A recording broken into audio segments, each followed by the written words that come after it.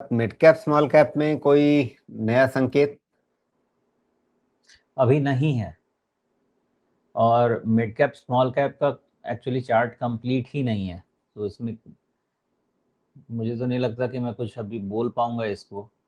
तो निफ्टी में जब तक कंप्लीशन नहीं हो जाएगा या रिवर्सल का कंफर्मेशन नहीं हो जाएगा, मिड कैप पे कोई भी कॉल लेना पॉसिबल नहीं है। जी। वैल्यूएशन सब नॉर्मल हो गए हैं। अब देखिए क्या है कि जो एक्सेस बात करते हैं ना, उसमें ये बोलेंगे कि नॉर्मल हो गया है लेकिन चीप नहीं है, और जब बढ़ जाएगा आगे तो एक्सपेंसिव हो गया है लेकिन ऑब्सीन नहीं है। तो इस तरह के अब शब्दों से खेलना तो अलग बात है, लेकिन इतने में इतना गिरने के बाद अगर देखेंगे जो करेक्शन जो हुआ है मिड कैप स्टॉक्स में, बहुत जगह है जहाँ पे जगह बन जाती है, लेकिन पॉइंट यही है कि मिड कैप 3 साल 4 साल खरीदने वाली बात होती है। जी।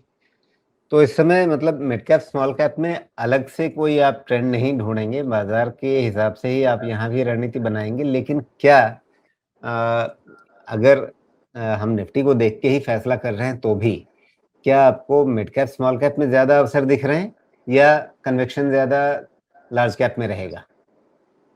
हाँ, मेरे हिसाब से मिक्स रख लीजिए, क्योंकि अगर बड़ा रिटर्न तो आपको मिड और स्मॉल कैप में ही बनना है, तो उसमें रिस्क भी बड़ा होता है। एक अच्छा मिक्स रख लीजिए जिसमें डिपेंडिंग अपॉन जिसकी जितनी एबिलिटी है, वो अपने पोर्टफोलियो में 50% 60% लार्ज कैप चाहता है सेफ्टी के लिए, या 40% लार्ज कैप चाहता है सेफ्टी के लिए, 70% ये अपना रिस्क प्रोफाइल है।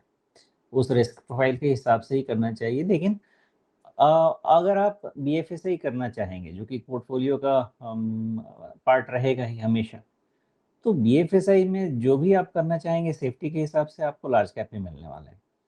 कुछ एक आधा मिड कैप लगा सकते हैं, बट मोस्टली लार्ज कैप ही लगने वाला है। तो अब मान लीजिए कि करीब बीएफएसआई अगर 25-30% पोर्टफोलियो का बनता है, तो 25-30% बनाएंगे तो वैसे ही वो बाई डिफॉल्ट आपका 25-30% लार्ज कैप का पार्ट हो गया। तो पोर्टफोलियो का जो कॉम्पोजिशन होता है ना, वो मेरे समझ से बहुत ही इंडिविजुअलिस्टिक होता है। हर इंसान का रिस्क एपेटाइट बिल्कुल अलग होता है और उसके हिसाब से ही बनना चाहिए पोर्टफोलियो। अब स्मॉल कैप और मिड कैप में यहाँ पे प्रॉब्लम सिर्फ एक है, या जो आपने बोला कि कोई ट्रेंड नहीं है। देखिए ट्रेंड हम कब आइडेंटिफाई कर पाए, जब उसका reason with fair degree of certainty, मैं नहीं कहता very high degree of certainty, fair degree of certainty, अगर उसके रीजन को हम समझ के उसके अकॉर्डिंगली हम काम कर पाए। अभी का जो रीजन है, इसको फेयर डिग्री ऑफ सर्टेनिटी तो छोड़ दीजिए, इसको हाई डिग्री ऑफ अनसर्टेनिटी के हिसाब से देखना चाहिए कि रीजन पता ही नहीं लगाया जा सकता कि क्या होना है, क्या करना है, कौन क्या करना चाहता है। इसका रीजन ढूंढा ही नहीं, इससे हम जानते हैं कॉज क्या है, लेकिन उस कॉज में ही कोई ट्रेंड नहीं है तो क्या ढूंढेंगे। 2008 में फाइनेंशियल क्राइसिस था। एक चीज क्लियर है कि फाइनेंशियल क्राइसिस है। अब उसके कारण किस तरह के इम्पैक्ट होते हैं उसको समझने की कोशिश करते हैं, उस पर क्या रेमेडिएशन हो सकता है। 2020 में कोविड था, ये पता है कि सब कुछ बंद है, अब डिसाइड ये करना है कि हम जिएंगे कि नहीं जिएंगे उस पर।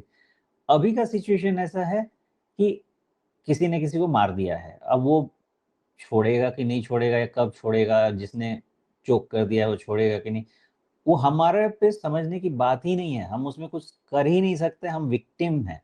और जब हम टोटल विक्टिम होते हैं तो हमारे पास वेट करने के अलावा कोई रास्ता नहीं होता है। तो यहाँ पे कोई ट्रेंड क्या बताएगा, कल को हॉर्मज खुल गया और धड़ाम से ब्रेंट 90 के नीचे, तो जैसे मार्केट अभी 600 पॉइंट निफ्टी भाग रहा है, 1000 पॉइंट भाग जाएगा। तो ये टोटली डिपेंड करता है, जो रूट कॉज कहीं और है। अगर हमारा जेन्युइन करेक्शन, या समझे कि आप लॉन्ग टर्म डीप करेक्शन भी चलता था वैल्यूएशन के कारण या फंडामेंटल्स खराब होने के कारण, तो उसको पढ़ सकते थे भाई कि हाँ इतना फंडामेंटल खराब हो रहा है। यहाँ पे रीजन नहीं पढ़ा जा सकता, इसलिए एक आराम से वेट करना है। ये है कि समडे सॉल्यूशंस तो मिलेंगे।